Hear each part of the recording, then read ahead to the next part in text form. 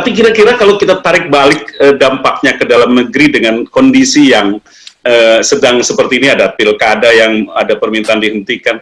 Ini poin-poin tadi relasinya seperti apa, Bang Rocky melihatnya itu? Mak itu enggak, kalau kita ngomong pilkada itu kita ngomong mak karena yang punya kepentingan dengan politik. Belum sempat hilang mak-maknya. Mak nuntut ada politik bersih, karena yang trauma dalam politik pilpres kemarin adalah mak itu. Yang mah gampang, bisa transaksi di bawah meja, amplop selesai. Jadi mak itu nuntut kebersihan politik. Bagi mak atau bagi politik yang saya sebut mak di dalamnya ada civil society, ada pers, itu kan satu nafas tuh kan, yang menginginkan politik diolah dengan kecerdasan etis itu.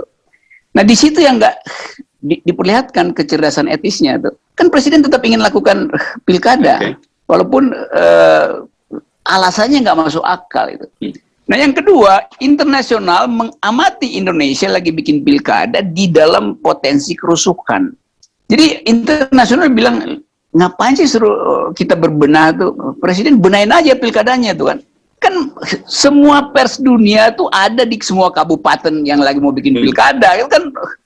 Kan perwakilan pers dunia ada di Indonesia semua tuh. Mau orang asing atau orang Indonesia. Jadi pers dunia itu punya deteksi yang lebih cepat dan tepat tentang Indonesia dibandingkan Depdagri, Menkominfo, segala macam itu. Ya udah diungkus dulu supaya jadi namanya public opinion. Tapi public relation dikendalikan oleh pers-pers lokal.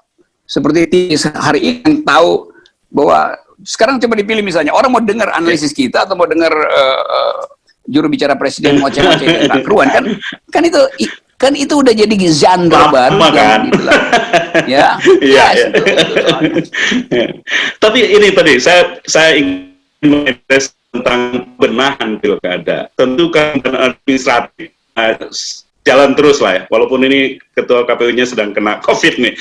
Tapi mungkin yang Anda maksud di kesempatan lain saya mendengar Anda menyebut bahwa ini kan pilkada ada yang mengendalikan di luar pemain realnya yang nampak di permukaan gitu. Sehingga seolah-olah Anda melihatnya tidak terlalu demokratis. Pembenahan seperti ini mestinya kan sedang dilakukan juga nih Bang Rocky, atau Anda melihatnya seperti apa itu ya, yang pembenahan pilkada yang Anda mau itu? Pilkada ini bukan sekedar kepentingan atau jangan sekedar istilahnya itu dikesankan ini kepentingan rakyat daerah. Ya memang karena rakyat daerah ingin cari pemimpin baru. Tapi sebetulnya yang lebih strategis adalah kepentingan pemodal yang ingin memperbaharui izin-izin usaha di daerah. Kan itu intinya sebetulnya. Jadi semua cukong ingin agar supaya sebelum Presiden Jokowi berakhir, dan berakhirnya mungkin tidak dalam waktu yang normal, izin-izin mereka itu sudah di-approve. Siapa yang mesti approve? Ya calon kepala daerah yang mereka sponsori. Jadi begitu cara lihatnya mestinya tuh. Karena itu uang bisnis itu turun lewat calon-calon ini, kan itu yang terjadi. Jadi tentu saja akan merugikan kalau ditunda lagi itu. Nah tapi kan bagaimanapun kita sebagai bangsa sudah berhasil ke arah pilihan langsung, begitu ya, dan ini mungkin dirayakan dengan cara kemudian ini, dan mungkin dari semua, katakanlah semua kepentingan ada, termasuk mungkin akademisi juga mestinya mengusung sesuatu supaya terjadi perubahan itu, dan hak setiap kelompok untuk kemudian bagaimana mewarnai pilkada ini. Kesempatan itu saya kira tetap mungkin, Bung Rocky, kan, untuk kemudian kita terus memperbaiki pilkada kita. Semua tidak menjadi kepentingan yang pasti semua orang ingin perbaiki. Bahkan ada usul kalau begitu bikin aja di DPR itu kan ada klausul bahwa bisa dipilih oleh DPR, nggak usah pakai pilkada langsung untuk sementara. DPR mengangkat memilih kepala daerah segala macam. Tapi itu adalah jalan yang terpaksa mesti diajukan karena seolah-olah nggak bisa ditunda lagi. Kan itu bilang nggak ditunda, tetapi argumen untuk tidak ditunda tidak masuk akal. Lain kalau presiden bilang begini, saya tidak akan tunda pilkada ini karena saya bisa buktikan dalam 1 minggu ini death toll-nya turun.